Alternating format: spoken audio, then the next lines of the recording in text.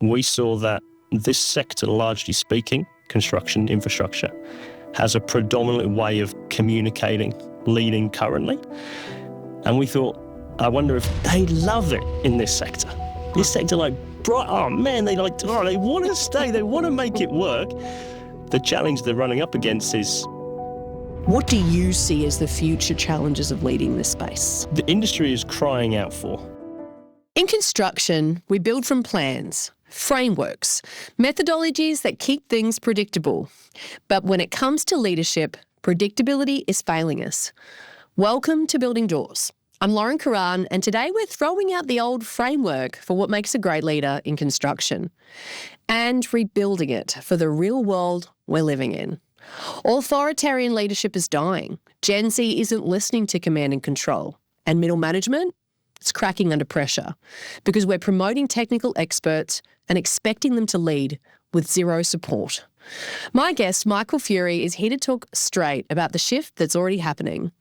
From operators to innovators, from tenure to adaptability, and from safe hiring to courageous hiring that actually drives progress. If you lead people, hire talent, or shape projects, this episode will challenge how you think about the people you trust to take your business forward. It's time to rethink about who belongs at the table and why. Let's get stuck into it. Welcome to Building Doors.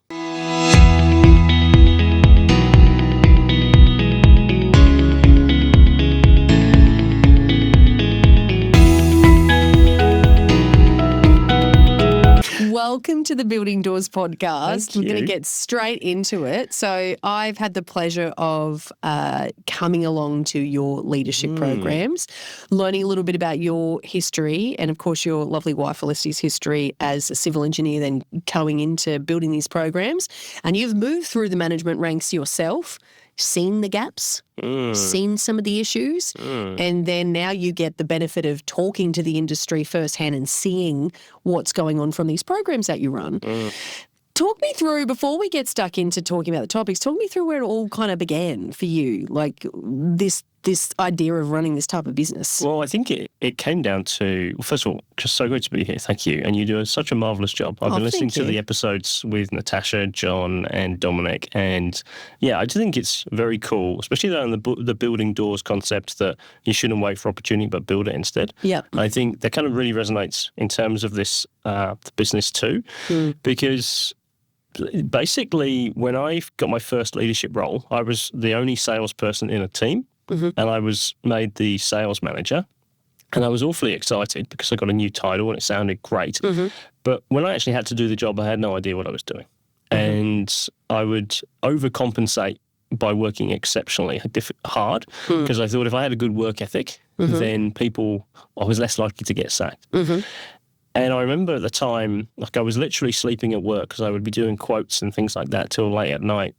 And then I was like, this is unsustainable, and I'm also not producing results. And I remember I was like, I'm going to have to tell the boss. And so I went up to the boss and said, look, Nick, I'm drowning. And he said, would you speak to a sales coach? And I said, yeah, absolutely. And then I said, what's that? And he was like, well, it might be someone to help you. And fundamentally, that guy who introduced me to a guy called Frank, was a bloke who not only changed my life professionally, but also personally, and taught me it wasn't just the skills of leading, but also like the values and the character development, which I think is often so overlooked by people or by companies, because you can be given a role, but it doesn't necessarily mean you've got the character traits or the common sense or even the values to deliver in that role in the way it's required. Because when you, as you'll know, when you become a manager, when you become an owner, when you become a director, with it comes a big responsibility. What you say doesn't just impact people at the workplace, it impacts them at home, impacts how they relate to their families, it impacts their self-confidence, which can have a very long trail. And if we as leaders are not attuned to that, then it can have wide-reaching impacts which are unintentional often.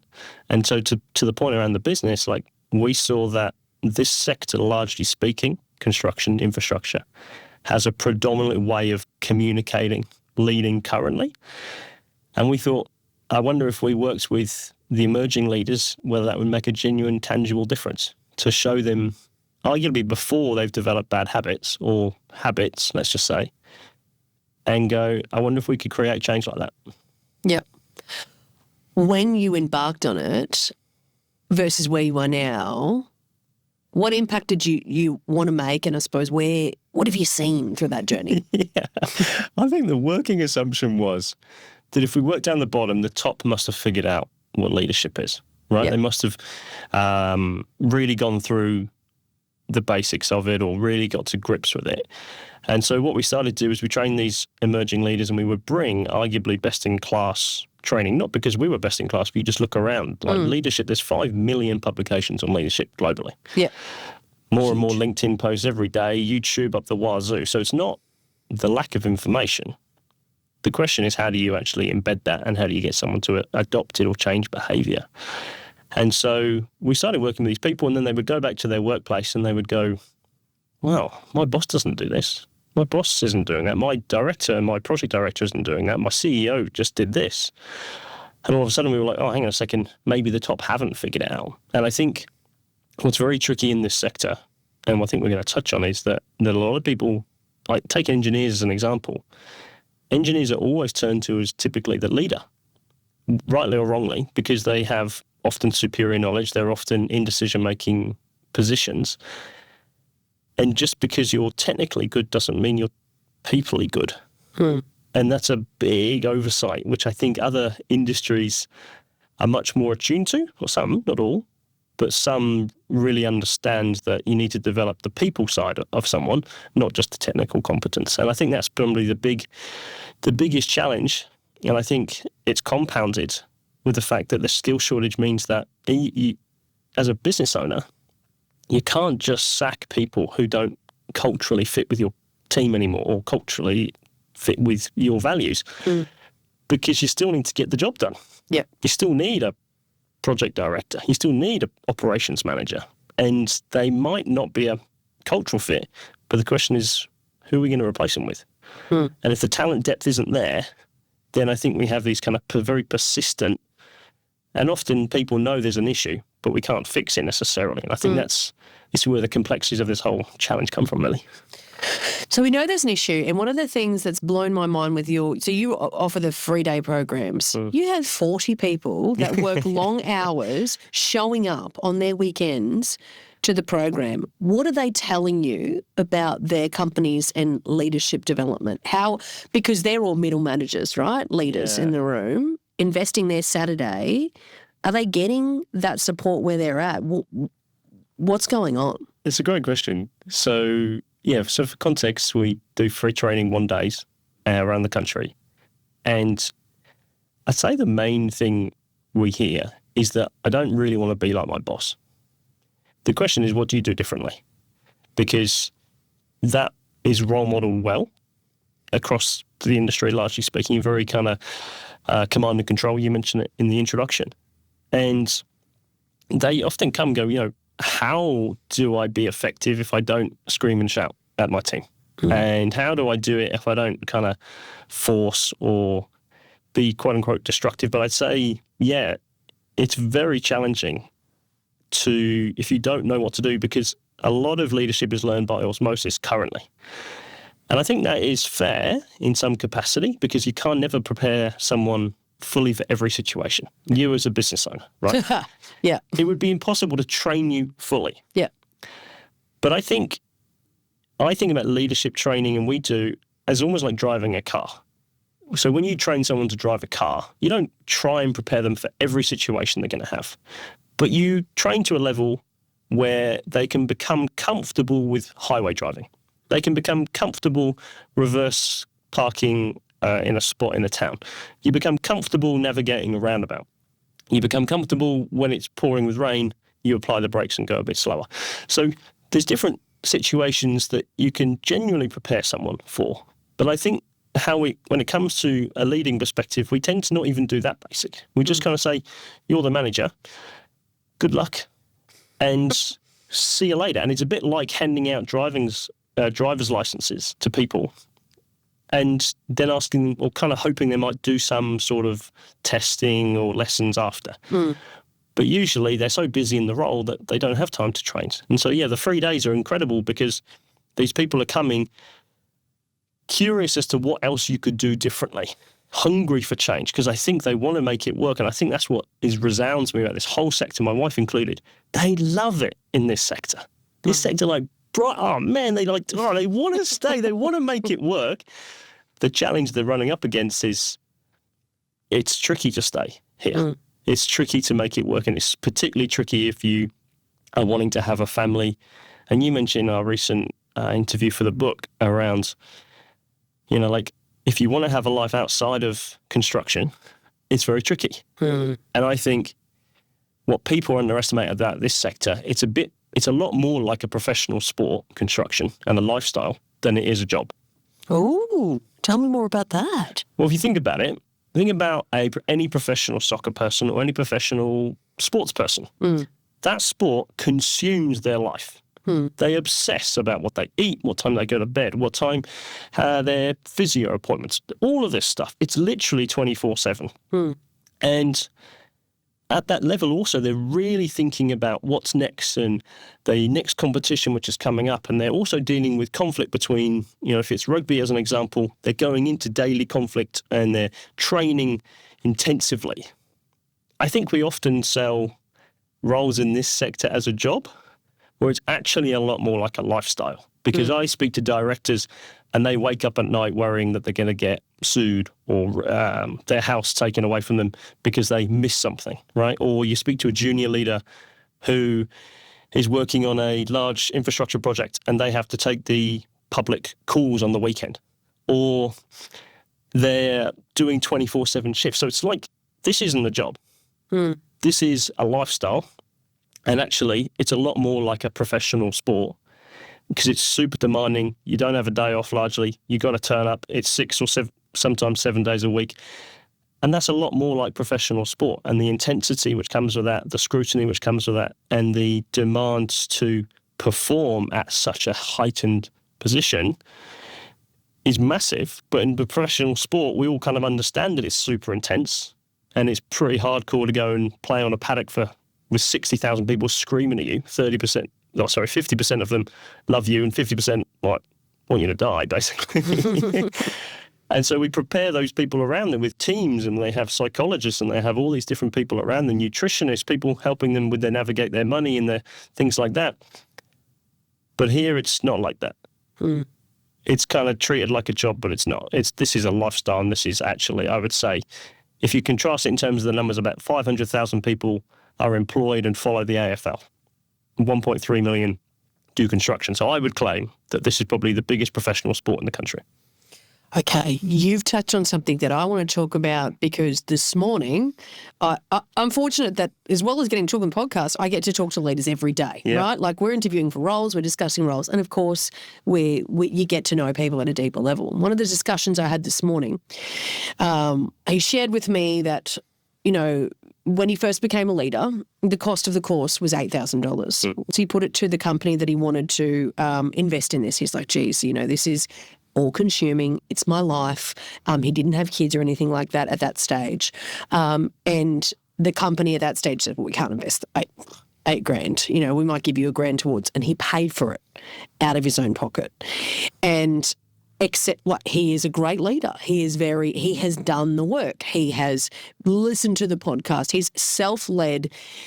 But one of the things we spoke about that has been a shift for him, and which is a shift in the industry, I think right now, is you look at the rising cost of house prices and the rising cost of living. We now need 2 incomes for most households to survive. That then therefore means we can't have someone at home while the engineer goes and does this professional sport.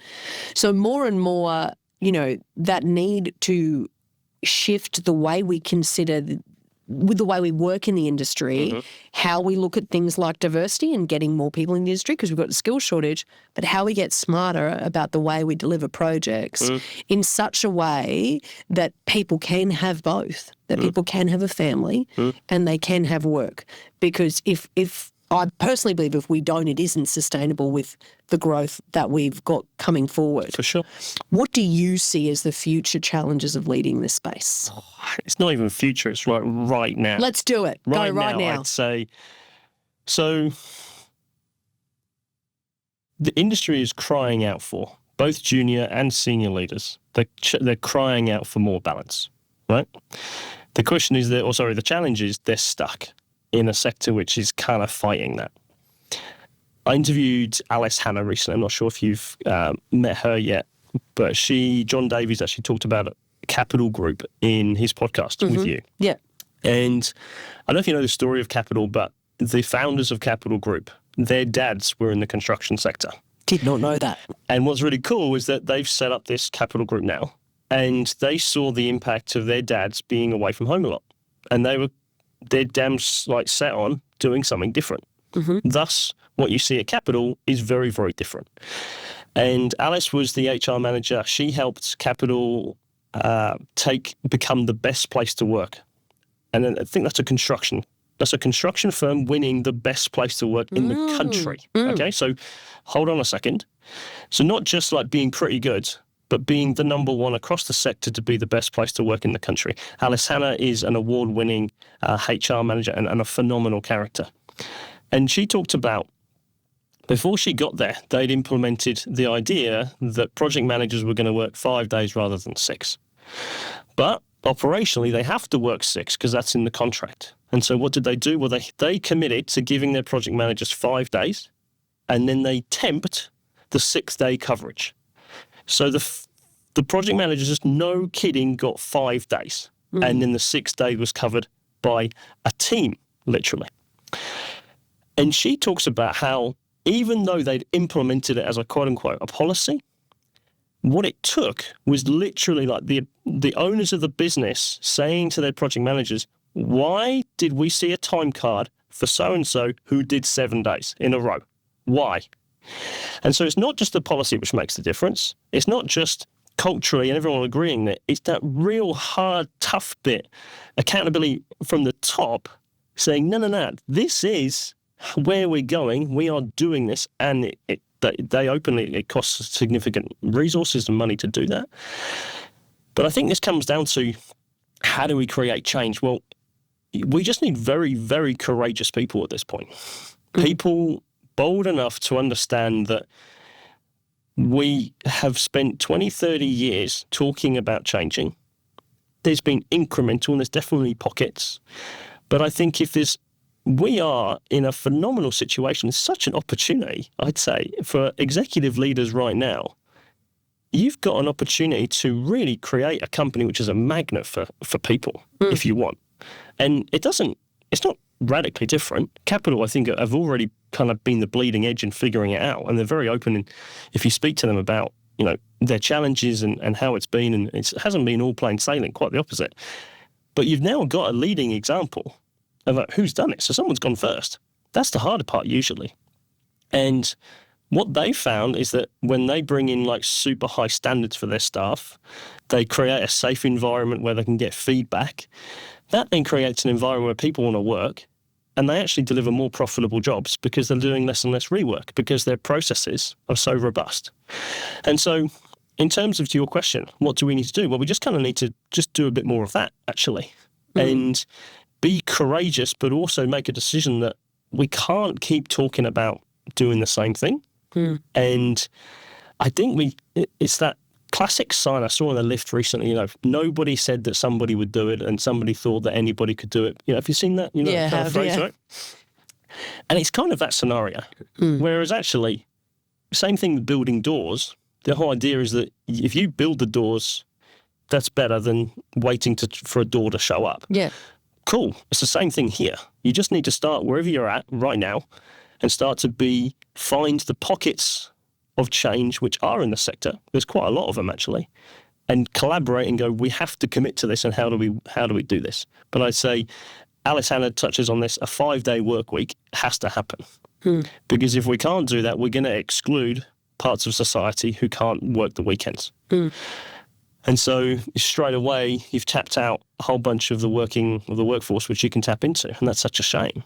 And so we have to get very pragmatic. It's very difficult and there's going to be additional costs involved. But if we never take that step forward, we're just going to have more of the same.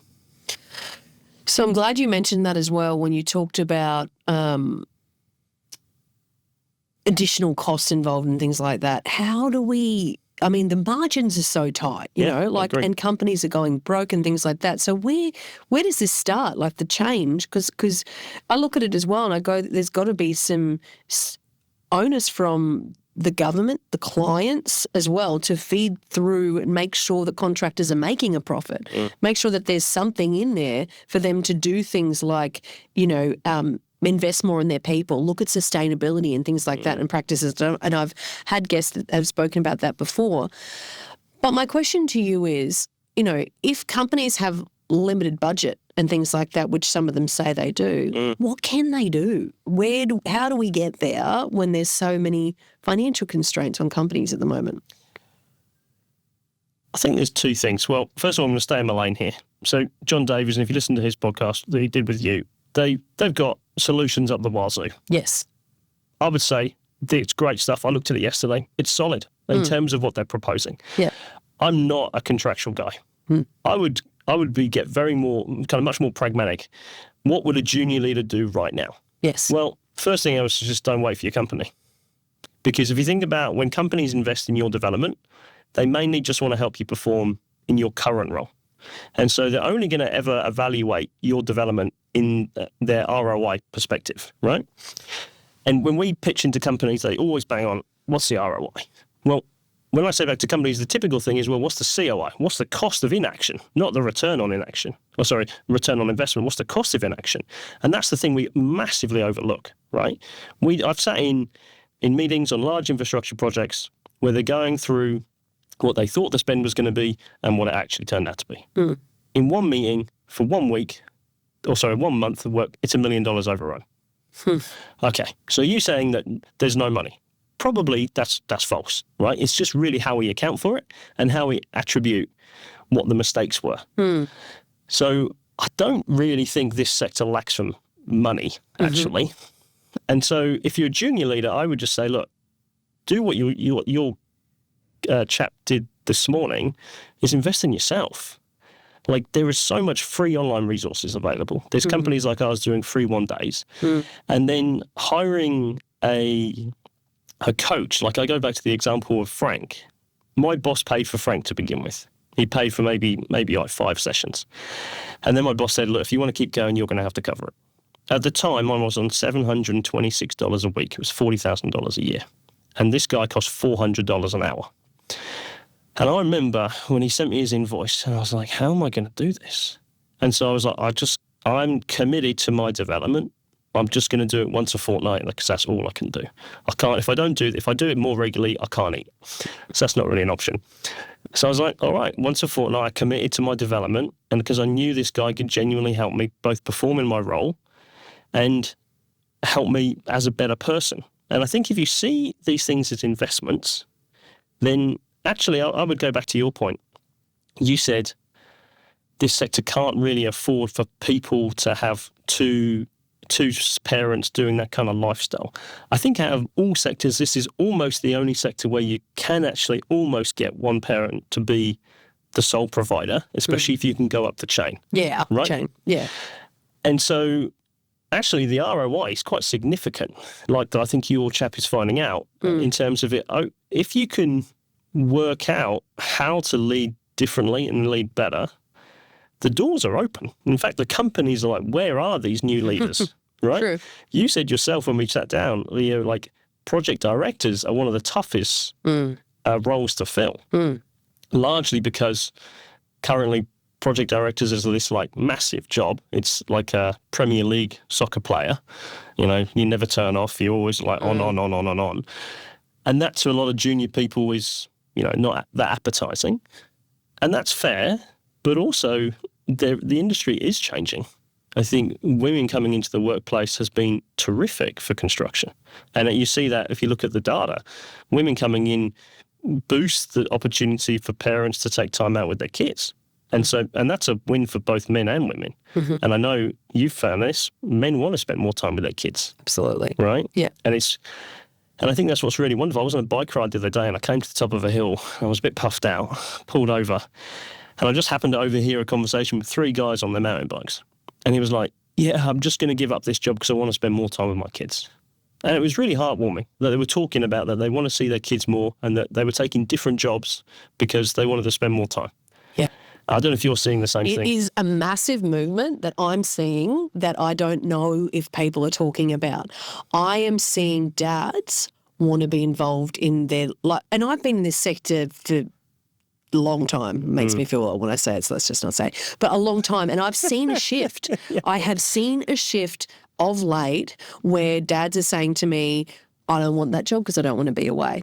Or I'm happy to sacrifice a bit of money if I can be there seeing my kids. So we've got this pivotal point where we almost go from an engineer to a first-time leader, and it's almost, I'm going to loop back into what you said before, you've almost got to time it. This is something no one tells you, but I wish I'd known when I was going through my career.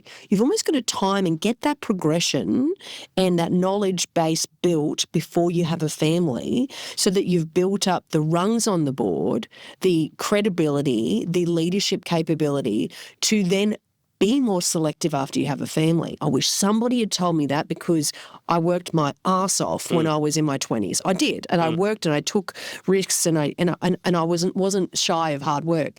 But then when I had kids, I was like, I've earned this time with my family. Yeah. And my husband was very much the same. He travelled so much, and then moved into a head development role in the tech space. But I think no one tells you that. And one of the pieces of advice I got this morning from this leader that invested in himself, he said, what I was just saying, sometimes when it comes to leadership, you've got to act in that role, and you just spoke about that just then, investing in yourself and showing the company, showing up as that leader that you want to be in, the role you want to be in. And I was saying to him this morning, I was like, it's almost like you need to be acting in that role before you're in it. 100%. That's how you get noticed. 100%. And that's also the problem with working from home is you may not get noticed. So you've got to balance all of that out. If you're not there when the MD's coming through and they're starting, there is that level of presence.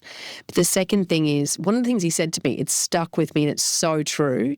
He said, initiative, when you take initiative, it's not from your perspective that matters. It's from your leaders. It's from your manager. What are you doing to take initiative to make their jobs easier? Not what you think is important. What makes their job easier, and how are you taking initiative to take work off them, to take the load off their plate? He said to me through his decades of experience going up to an ops manager level, that's what he learnt too. And I think you're right. Like, the challenge is going to be now, how do we shape a new generation of leadership? Yeah. Can I just jump on what you said there? Yes. There's such a beautiful model, I think, in the military. They do this exceptionally well. So when I left school, I did an army gap year. So it meant I did about 9 months, and they threw you into the army, basically. You do a month's training, and then you're sent out to the army, to the other field army. I ended up being in Germany, and it was an incredibly formative time, incredibly stressful, and I felt massively out of my depth for the whole time. One thing they do really well when it comes to giving missions or kind of giving orders is they do something called, the first thing you have to relay to everybody is understanding 2-up. So what is your boss's boss intent? So what's your 2-up intent and what's your 1-up's intent, right? So this would be equivalent if you're an engineer, what's your boss and what's your boss's boss? And in a military context, it makes sense because you need to understand what the big boss is trying to do and then what your boss is trying to do and then right now who you're working with. Because if big boss dies or gets shot, the way it works is they all just move up. And so you have to have real clarity as to what's going on at a very senior level. And it is very demanding on the junior leaders to understand what the 2-up or 1-up are doing. When we train leaders, one of the first things we do is say, well, look, before you go and work really hard, or especially if you want a pay rise, actually, one of the best things you do is just go and interview and go and sit down with your boss and boss's boss. What are you trying to do? What's your intent? What do you need from me? And what do you need from our team? This does 2 things. usually has the senior leader fall off their chair that someone junior is taking interest in what boss's boss actually wants. And they're also coming and taking the time to understand the nuances of it. How does it look? What does life look like up here? Right? And they get a much better picture because often lower down get it translated through an intermediary. And the intermediary may be really good, or more likely, they're probably average, or sometimes they're often bad. And so often you get a translated version of the quote-unquote the mission from someone who doesn't really understand it and hasn't actually been doing this well. So if you go and do that, all of a sudden, maybe in a month's time when you ask for a pay rise, you can frame it in a company benefit. Or if you're trying to get a training program over the line, you can say, hey, boss, do you know how we're trying to expand from this to this? Do you know how we're trying to build capability in the team? Do you know how we're trying to reduce attrition and also increase culture because we're now working with companies overseas? Yeah, do you know how we're trying to do all of that? Well, I found this program which is going to help enhance me do X, Y, and Z. And then it becomes an easier yes because you framed it in the right way. To your exact point, it doesn't matter what you want. It's how does it align with what they want? And I think that that role models your ability to lead because you understand what the job of a leader is not what you want. It's ultimately what's in service of the team and what's in service of the company. Okay. One thing I want to touch on just with you talking about that is in the different leadership roles you've been in and in the courses and programs you run with leaders and coaching, what's the biggest lie we're told as leaders? You mean, well, there's so many things in life which we just kind of get told along the way, but we don't challenge, right? I'd say one of them which gets banded around is that phrase where people say it's the thought which counts. Like a lot of people that has become an acceptable phrase. But the last time I just thought about my wife's birthday versus doing something for my wife's birthday was problematic, right? Can imagine. You can imagine, right? And so I think there's a lot of everyday and common wisdom, quote unquote, which actually requires you to ignore and revisit. I think a big one, which school challenges or trains us in, is failure. And I'd say this is particularly prevalent for engineers because to become an engineer or if you're academically smart, you've usually done well at school. That's how you get to where you're going. Whereas so I had probably at the time it was unpleasurable, but perhaps the benefit is that I wasn't particularly strong at school. And I remember quite vividly being 13, putting my hand up in geography class, and I got an answer wrong. I can't even remember what it was. And then the whole of the class at the back laughed. They thought it was hilarious. And so I quickly realised, well, clearly I'm not that smart, and these people at the back are much smarter. And at the time, I really wanted to get in with this in crowd at the back. And I remember I got through to results day, and in the UK, how it works, they're called A-levels, which is kind of like the HSC, I think. And I remember walking in to pick up my A-levels, and I was predicted to get an A and 2 Bs. And I picked up my envelope, and I was really not looking forward to getting the envelope. And so I kind of hustle over to the side, hoping no one would see, open the envelope, and it says I've got 3 A's. And I remember reading that, and instead of going, wow, that's great, I immediately thought, there must be a mistake. And so I walked back over, and I said, I wasn't joking, it wasn't funny. I was like, I genuinely think there's a mistake here, because this is not what I was expecting. The lady behind the counter, I don't know if she thought I was joking, but she kind of she kind of fluffed around that. It's definitely the result. I remember I walked outside then and I called my mum and I said, Mum, I got 3 A's. And she was like, are you sure? And the point here is not because my mum was bad. In fact, my mum was an incredible mum, but I'd started to train my environment that this is what I was like. I just wasn't that good academically, right? And then when I walk over to my friends, Dave, Tom, and Will, the most generic English names you can expect, but they literally are my real friends. And I had 3 A's, Will had 5 A's, Dave had 4 A's and a B, and Tom had 4 A's and a B, I think, or something like that. Anyway, the point being is, well, again, I'd got more proof that I wasn't necessarily that good academically. And I think this is the thing about life and failure in particular. The biggest lie is that failing is bad, right? Because on the other side of failing at anything, you learn so much. It's frustrating when you fail, but man, you learn so much. And I think I always thought, and a school trains you that when you don't get the grades you want, you are stupid, largely speaking, or you're not smart or something like that.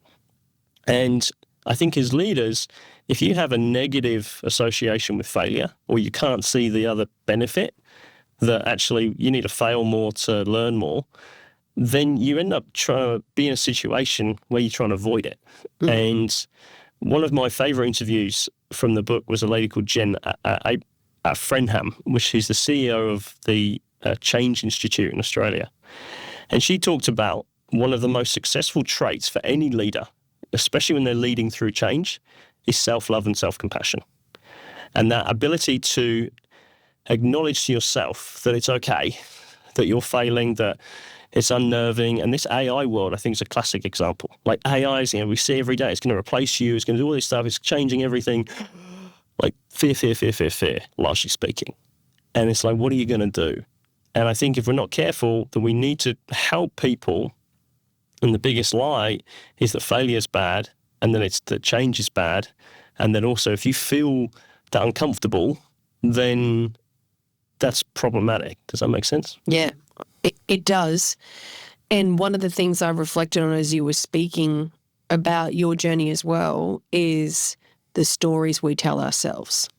What are the stories we're telling ourselves as leaders, as members of a team, and I reflect on always thinking I was too nurturing and maternal to be a leader, that I didn't fit the mold, like for so long. Love and that. I'm sure I'm not the only person that feels that way. Yeah. You're too nice, and so you believe that if you apply yourself and you just work really hard, that it'll get noticed. Yep. Just doesn't. Just doesn't. If you're not acting in that role and if you're not putting yourself out there, no one's going to give you the opportunity. Tell me about your first big opportunity and, what you learnt from failing.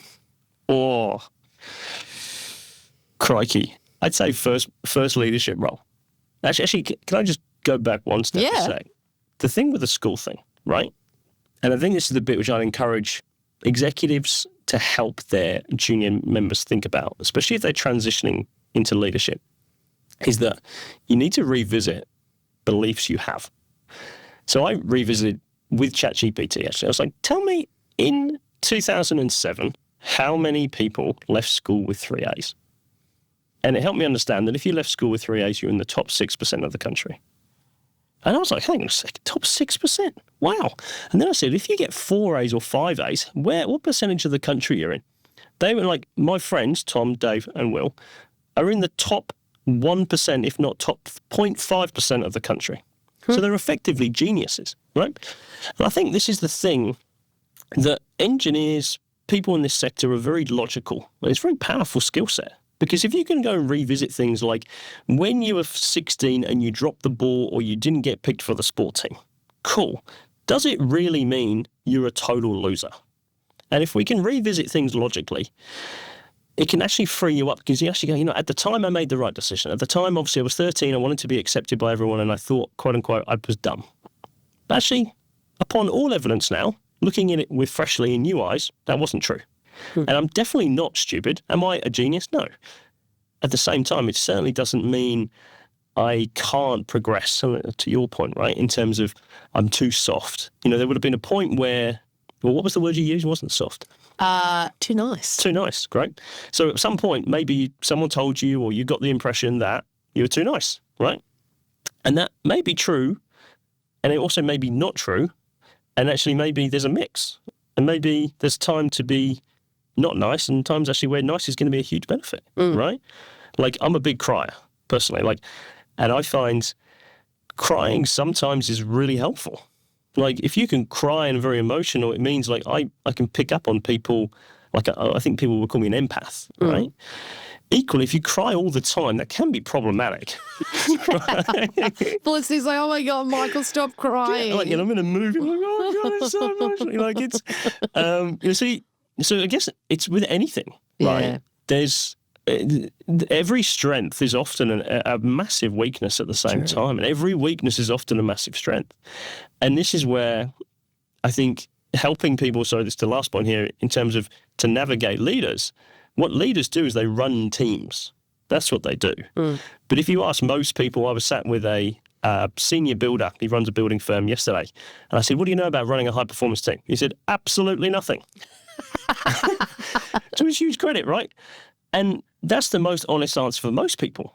Most people have no idea how you build a high-performance team. What does it look like? What is it? What's the really thing I'm going for? But yet they're running teams. They're running sophisticated teams often, and they certainly don't understand that you need to work to your strengths.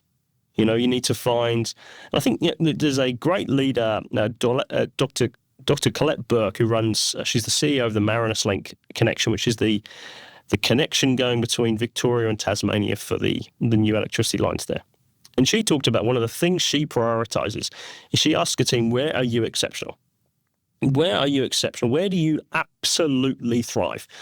And that's one of her top questions, because she then goes, right, how do I build a team of like, okay, if you're really good at detail, if you're really good at people, if you're really good at spreadsheets, if you're really good, then you build out a team like that.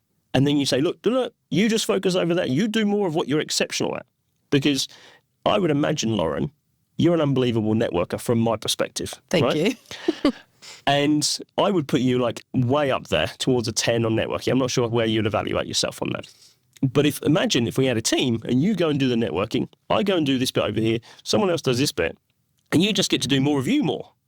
All of a sudden, confidence improves. Yep. Right? Oh, it's good. I really like working for Michael because he just lets me do more of me. You know what I mean? Yeah. Oh, he's great. Such a great boss. Oh, I just figured out how to run a high performance team.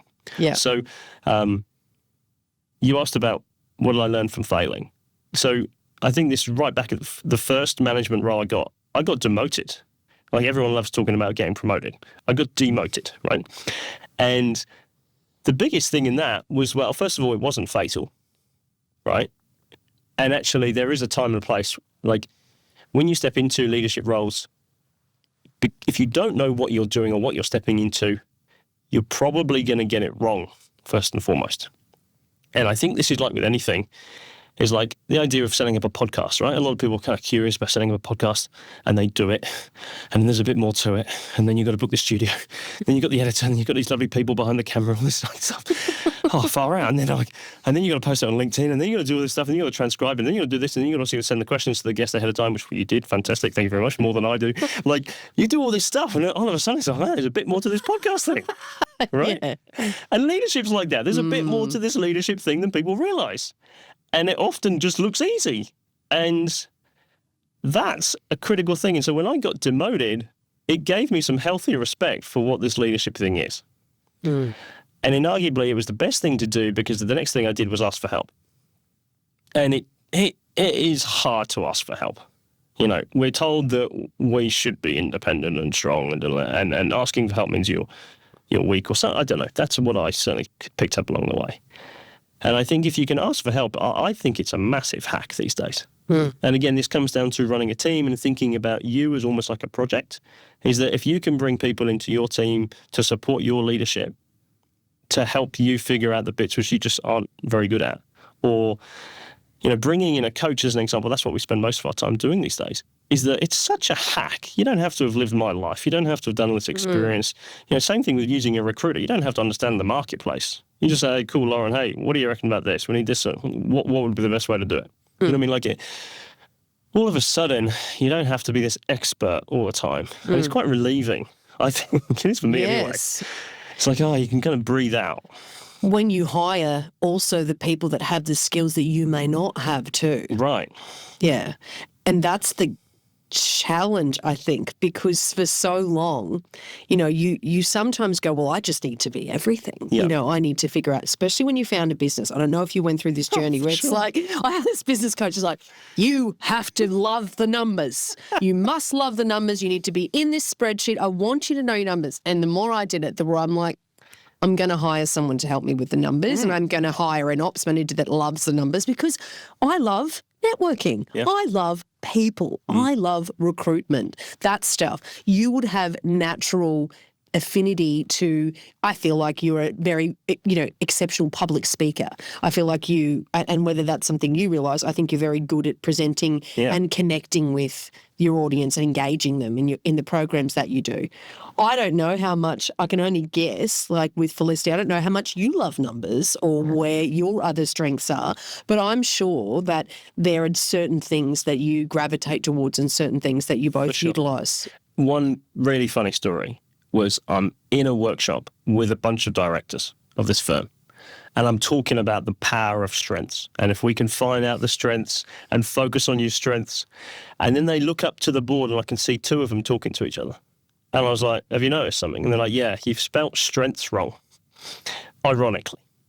And I was like, wow, that's right, because spelling's one of my weaknesses, right? And so, and it's, it was a bit of a laugh because we were talking about even the word strengths is spelled wrong, and it kind of highlights how sucky I am at spelling. And as a dyslexic, it's very tricky for me. And I can spend hours and hours and hours reading my LinkedIn posts, reviewing my prezos, and these spelling errors just miss me. I just can't see them. Can't see them.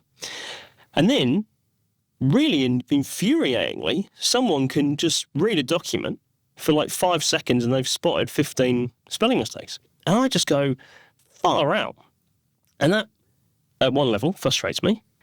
And then the other one is, well, that's really epic. Cool. Maybe I should just collab, right? How do I do that? How do I find someone who can do that? And now with technology, it's even easier than that. Like these things like spelling, like Canva, come on, man. Your spell check on Canva sucks. Like that's my main platform I use for these presents. So Canva, shout out if you're listening. Please help. So, but yeah, like I think it's becoming comfortable with that. And I think as leaders, that's why I speak to, it's this whole, there's what you do, there's the way you communicate, there's all these kind of like the surface level skills. And if you look at most corporate programs, that's predominantly what they focus on.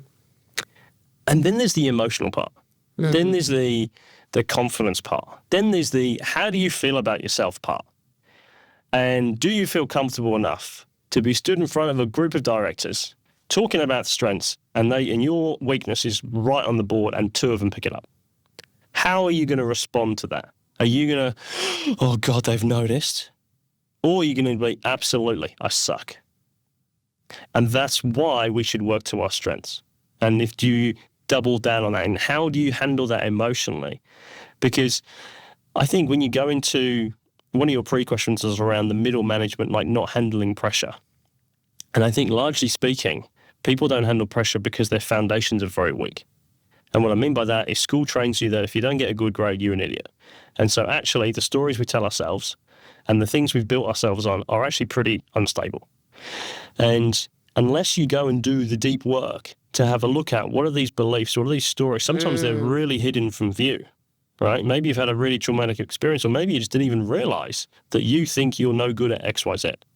Or maybe someone told you that you don't like doing this, but actually you kind of really do, and the stories our parents tell us, our stories which our teachers say, the things we just pick up from the world is not always true, and it can massively get in our way if you think you're too nice to be a leader. Crikey, like we kind of need more nice people in leadership, I think, good values, and yeah, that's critical. I want your thoughts on something which I've been questioning lately, and the saying, fake it until you make it. You just fake it until you make it, I honestly, starting as a sales manager before I went to uni, I thought that was part of it. I was like, oh, you fake it till you make it, right? The trouble with fake it till you make it is it works to a point. Yeah. And then now I've definitely seen a shift where people are willing to be vulnerable, speaking up when you don't, spelling's not my, sorry about that. Spelling's not my necessarily my strength. And when we talk about a growth mindset or ability to learn from that, if we're just faking it until we make it, I want your thoughts on that saying, because it was a big thing, and I don't know if you've had it coming from yourselves. Fake it till you make it, Yeah, look, I think the uncomfortable answer and the annoying answer for most things when it comes to leadership is it depends. Sometimes that's good advice. Yeah. Like if you are walking into a toolbox meeting and you're feeling nervous, should you fake that you look confident? Yes. Yes, you should. Or they will eat you alive. That's correct. That's correct. If you are in a meeting and you're being asked specific design specs of something, should you fake it till you make it? No. No, you shouldn't. No, you should. At that point, you should be like, no, this is not. Like, I don't know. I don't know. So I think that sounds like I'm maybe avoiding the question, but no, I think it depends. No, and this is why I wanted to delve into it, because at what point do we allow ourselves to be vulnerable as leaders, right? Because you talk about that where you were able to say that, but is there a certain level of expertise and confidence that comes from that? When you work to your strengths, I think you'll find that if you really leverage that and focus on that, people can have an understanding that you're not good at everything. And it's what allows other people to actually, like you just did, kind of breathe out a bit. Oh, God, yeah. I've been faking a bunch of stuff as well, right? I've been pretending. Hey, I use ChatGPT to learn how to cook, so. Hey, great, right? And I think this is what it opens up. Now, the challenge is in the workplace, in construction in particular, a lot of people would say that the workspace isn't a safe environment. And I think if you look at Patrick Lansoni, I'm not sure if you're familiar with him, he talks about the 5 dysfunctions of a team. The number one, at the very bottom, which underlies all of it, is trust. And I would say one of the biggest issues we have in the workplace right now is that there is no trust. People aren't safe. And I think that's the difference. Like if you're an executive listening to this, if you're a leader listening to this, if you are someone who's aspiring to leadership, one of the best and first things you can do is build trust with the people around you, wherever you're at right now. Because if you can create safe space, we found this in our programs, is that the first program we launched, we said, yeah, we can deliver it on remotely, because we did during COVID. And so we launched it into a construction firm, and we would have every couple of weeks, they would jump onto an online session, and these people would jump online, and we would see them in their dongers, right, in their cubicles. And it was only right about halfway through the program, we did like a mid-survey, mid-program check-in. And the feedback was, I don't like the online. And the question was, why not? Like, it seems to be working okay. And then we said, we asked why not? And they said, well, my boss is sat on the other side of my cubicle, and they're trying to train in the donger on site while other people are doing work around them. And so they can't really say, I'm having a massive issue with my boss because he's just the way he communicates is blah, blah, blah. You can't do that. Yeah. Equally, we found out that people were being told that if you go and do this training, that your job is going to be on the line. And that's coming from a JV boss who's not necessarily the boss of the firm they work for, who's put them through the training program. Oh, yeah. Right? And so now you've got a team member who sat there in the donger being told by the company they're on their payroll for that they have to be in the training. Meanwhile, they can see the person walking around telling them that their job's on the line because they're doing the training that they're like, come on. Yeah. And then we're wondering why these people aren't learning anything. Right? Yeah. And so the value of a safe space, the value of just giving someone some room, and I think this is the real value of training. The Army do it well in the fact that they spend a year investing into their junior leaders in a space environment away from soldiers, away from the people they're going to lead. It gives them 12 months. I think it's like 44 weeks to fall apart, to make mistakes, to look like an idiot, such that when they turn up in front of their soldiers, they know how to do a few things. They're not their first time. Contrast that to the workplace. You got promoted last week. Cool. Off you go. Let's go. There's no safe space in that. You got to learn and do. And so, yeah, of course, things like fake it till you make it are going to come through because that's the only option. You've got no choice. You're operational immediately. And I think that's the challenging thing about this space. And this is why I think investing in yourself is the best way to do it. The challenging thing is it's like you're investing into something you don't know you need, but you'll thank for yourself later on. It's a bit like going to the gym, or trying to implement a healthy diet. it's kind of an inconvenience, really, because fast food's so easy to access and things like that. But if you do go to the gym and if you do work on your health, like the future you does thank you for that. And leadership is like that. Like, if you can take anything from this, is that leadership is like a whole thing. It's more advanced. There's more to it than I think you can ever imagine. Like, I work in this space all the time now, and I'm like, fuck, there's so much in this. How do we do this? I'm just like bamboozled by the depth.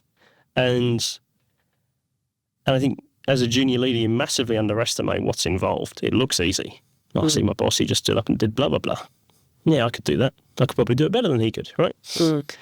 When you get there, you'll know from running a company, it's not as easy as it looks. It requires an emotional capability which is far superior to what most people realise. You've got to be able to walk into one conversation and have a performance management conversation. And the next minute, you've got to sell the company to the new employee.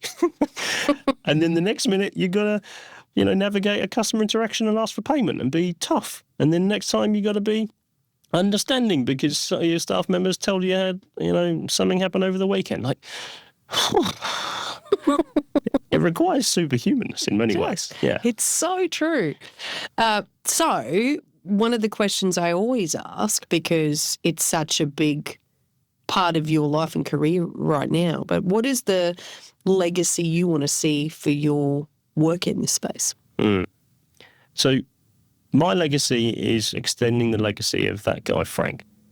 So Frank he was my sales coach initially. He became my coach after that. He became my boss, and then he became my mentor. And in many ways, Frank also became a father figure. And I think what he showed me is that the potential when you're in a leadership role is that you get listened to, rightly or wrongly.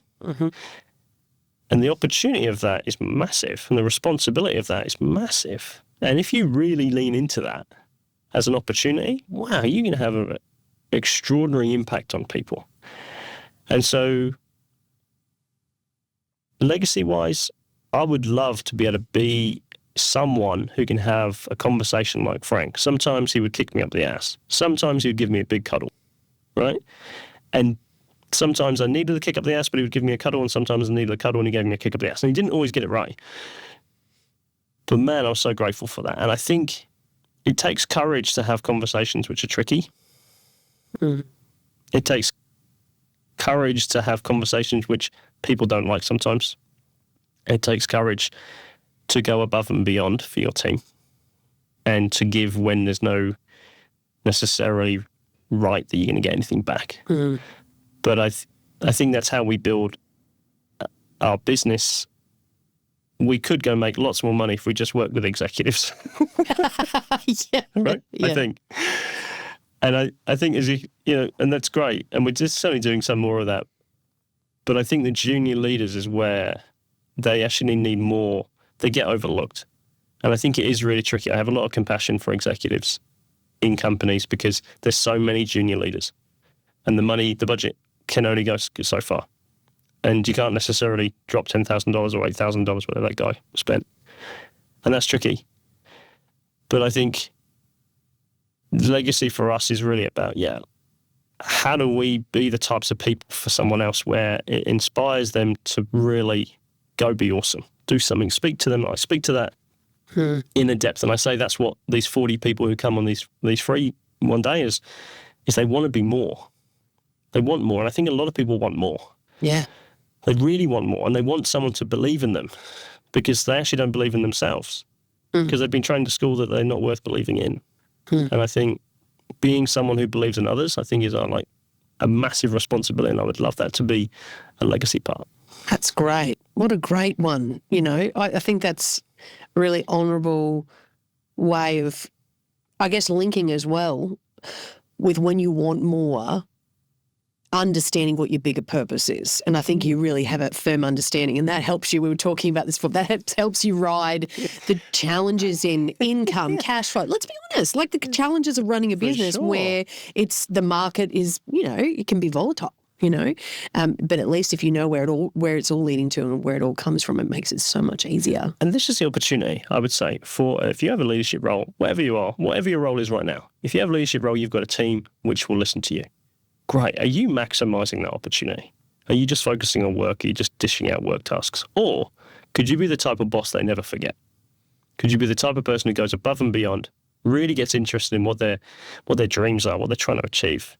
Yeah, and it makes no commercial sense to do that. Yeah, cool. Great. Do it anyway. I'm not going to get paid any bonus. Yeah, cool. Do it anyway. Like, who are you to poke a nose into and what their dreams are? Well, who aren't you? Like, maybe someone just needs a bit of an encourage, a bit of a pat on the back, like, go on, give it a go. Like, be the type of leader, be the type of boss who makes a difference for others. That would be my encouragement. And you know what?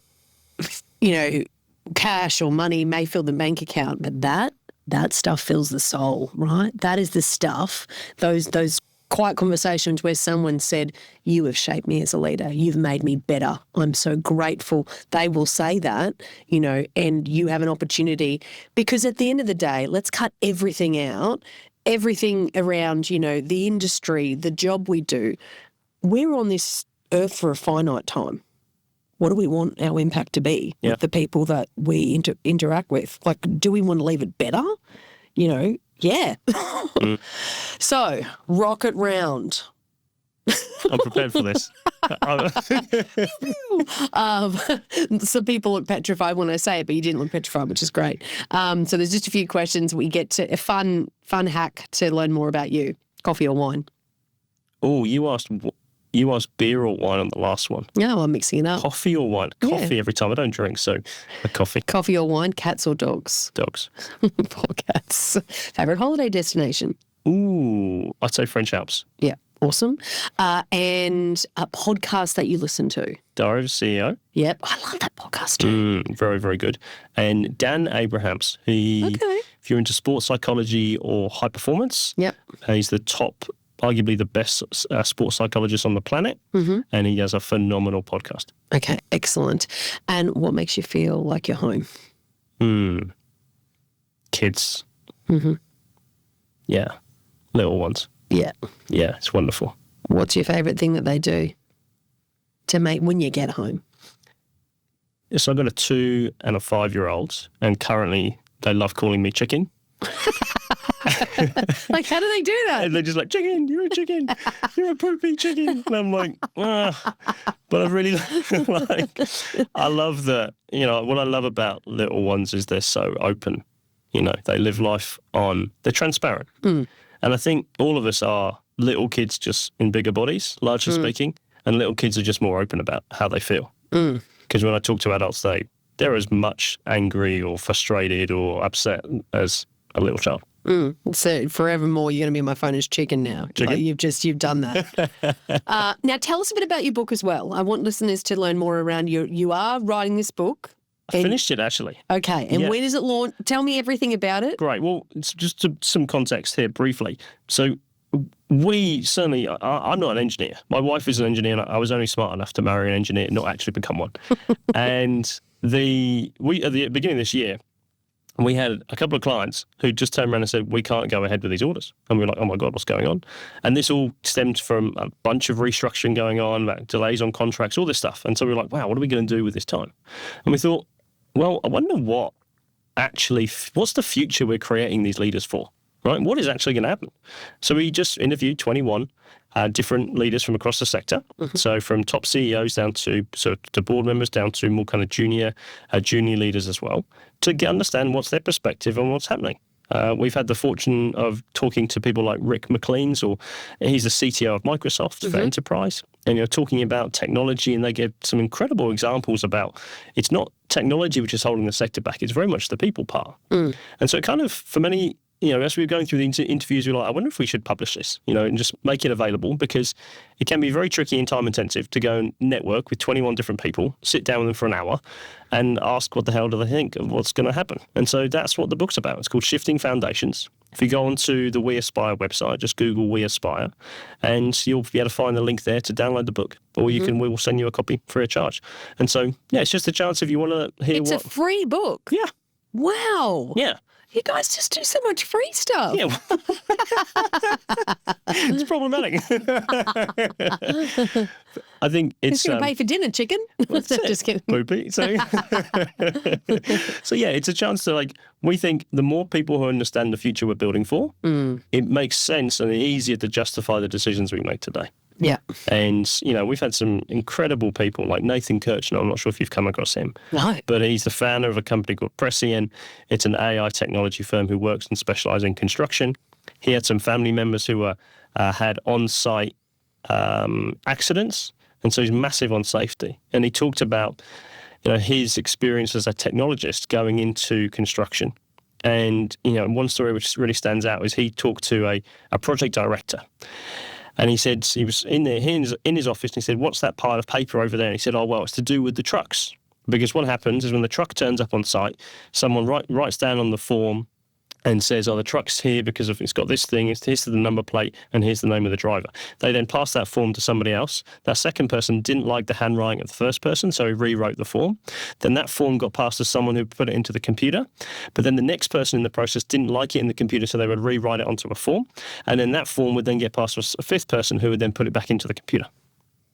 And Nathan, you can see as he's telling me this story, it's like, literally he wants to blow up. He's like, what? And the project director, no kidding, is saying, I see no way we could improve this process.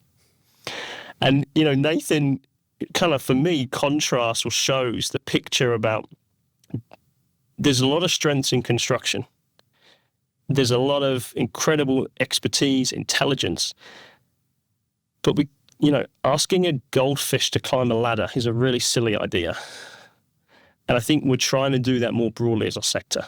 We're trying to get really smart people who are really good at something to now completely 180, do something completely they're not used to doing, and then we wonder why it's not working that well. And I think that contrasted from Nathan's just one of these countless examples where he's an incredibly digital kind of guy. Like he can spot processes it's so easy for him. He can see how technology would help and how he can improve processes, et cetera, and rethink things. Whereas that project director is just a classic example, I think, of what it's not their skill set. And we can sit here and we can laugh and say that's ridiculous, but I guarantee people listening to this, we've all got those types of processes in our businesses right now. Yeah. Right? And we're all that project director. Whereas if we really took a step back and we said, are you sure there's no way to improve what you do?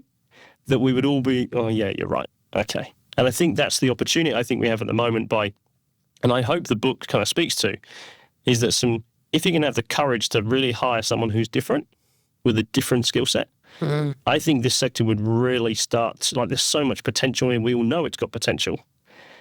And the question is, how are we going to extract it? Can we get the people who've built the sector, improved safety and done all these awesome things?